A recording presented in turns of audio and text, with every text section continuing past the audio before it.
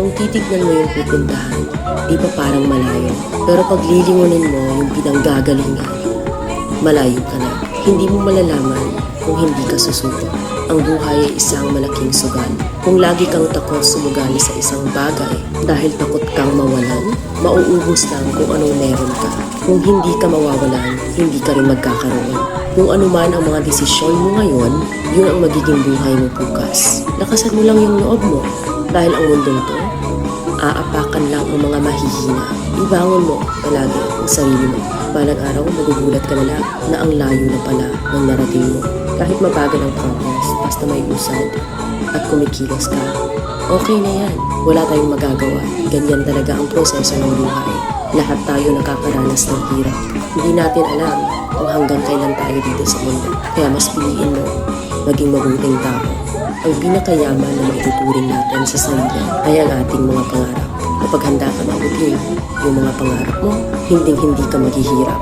Kung lagi kang may pinagdaanan sa buhay o pagsubok, pruweba lang yan na isa kang magiging sundalo. Sa mga pagsubok, diyan ka aangat, diyan ka babaguhin. Yung tatag mo, kung paano ka mag-ayos ng problema. Hindi ka magtatagal sa mundo. Lubos-lubusin mo na. Gawin mo yung mga bagay na handang iangat ang sarili mo. Huwag mo isipin yung mga sinasabi ng iba at huwag kang panghihinaan ng loob dahil lahat ng tao ay may iba't ibang desisyon at iba't ibang sitwasyon. Huwag ka lang mawala ng pag-asa. Hindi mo naman kailangan madaliin lahat. May proseso ang bawat ganap mo sa buhay. Alam mo kung ano yung nakakapagod? Ang palaging patunayan ang sarili mo sa ibang tao. Sa mundong to, piliin mo ang hindi magarbo. Keep it low-key ka lang. Simple. Na kahit na alam mong meron ka, hindi ka babaguhin ng pera. Kasi lahat ng yan ay isang pansamantala lang. Pagpatuloy mo lang. Kung may pangarap ka, makakarating ka.